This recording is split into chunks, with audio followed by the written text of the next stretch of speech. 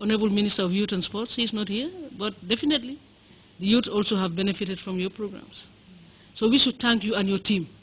For the president, who even though on leave had to just express his gratitude to Dr. Ahmed, who he described as a dedicated and committed diplomat who believes in fieldwork.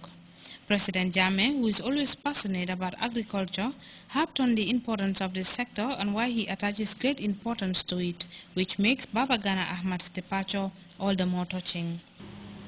These are some of the ceremonies I would have loved to avoid and be absent.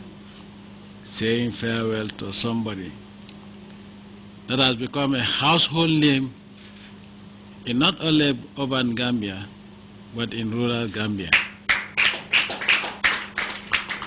You know, his performance and his commitment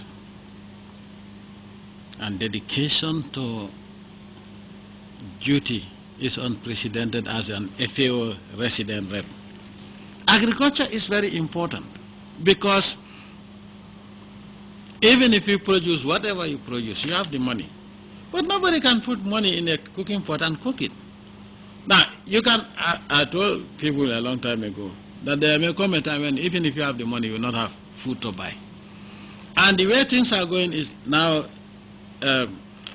every person for yourself and God for all, especially in terms of food. So, for Africa to move away, because I see no reason why Africa cannot replace China in being the world's producer of rice. You look at DRC alone, you look at Cote d'Ivoire, you look at Guinea, you look at Ghana, you look at Liberia, Sierra Leone alone, in terms of rainfall and the amount of land that is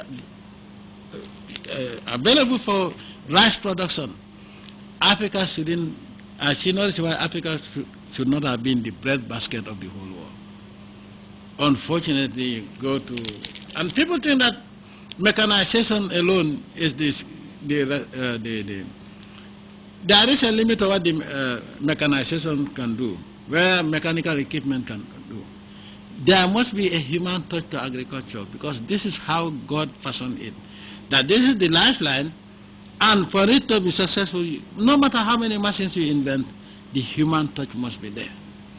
So, agriculture is very, very important.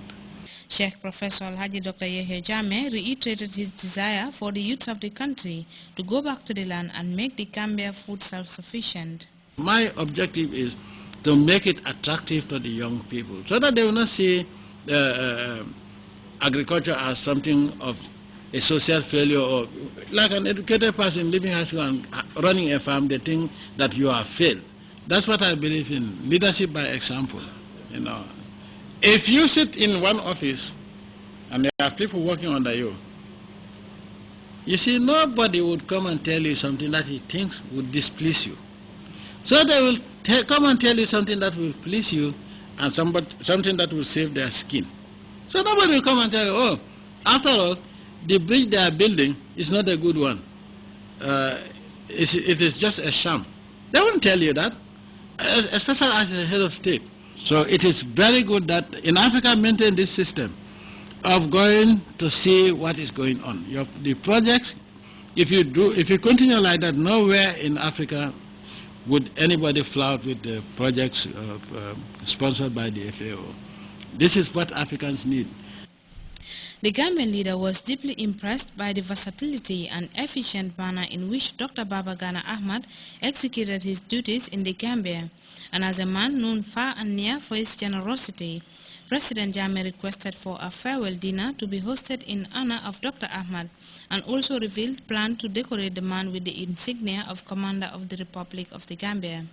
After receiving the touching compliments of cabinet ministers and unexpected generosity from the head of state, Dr. Baba Gana Ahmed would surely leave the shores of the country with the blessing of not only the president, but even the common Gambian who benefited immensely from the efforts of a man who helped the Chief Minister of Agriculture realize his aspiration of making the Gambia the food basket of Africa, a move which has seen significant support and appreciation from the citizenry.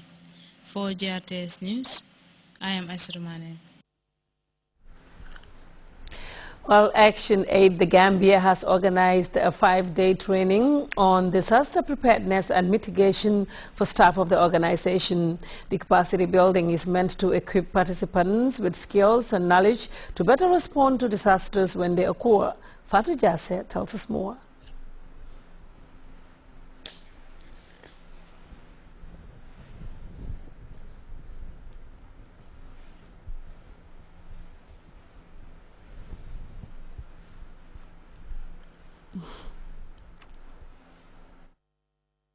Action and efforts to ease the situation, Action Aid the Gambia convened its staff and other relevant stakeholders to capacitize them on disaster preparedness and mitigation. Equipping workers with essential knowledge and skills to bolster disaster mitigation, helping to support the country's program in delivering a timely, quality and effective emergency response is extremely important for Action Aid.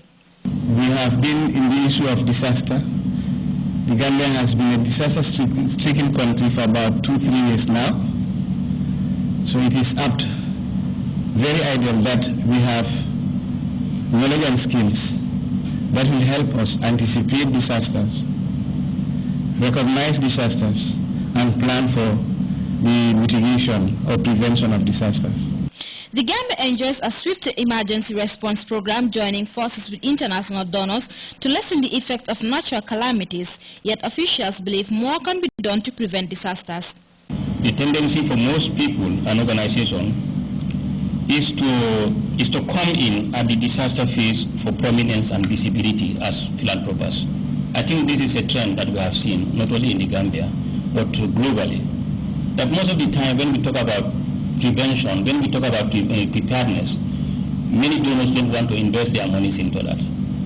But when there is a disaster, everybody comes in with huge monies, you know. And so some of them, they are doing it so that they can be seen as philanthropists, so that they can be seen as people who are sympathetic to situations when people are in disaster.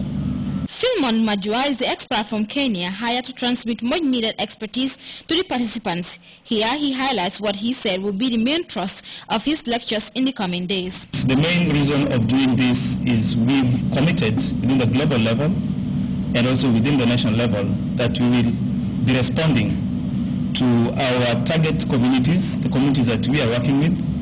We have committed that we will respond to emergencies which are affecting them, the normal way that we have done. And one way of doing this is to ensure that we have adequate preparedness activities and strategies within our country program. Expected to develop a draft preparedness plan for increased efficiency in emergency responses, participants have a critical task to undertake as floods continue to destroy property and upset livelihoods around the country. For Grts News, I am Fatou Jasseh. Well, the report there by Fatou Jasseh would take us to our first break, and when we come back, we'll take a look at news from outside the Gambia. Stay tuned in.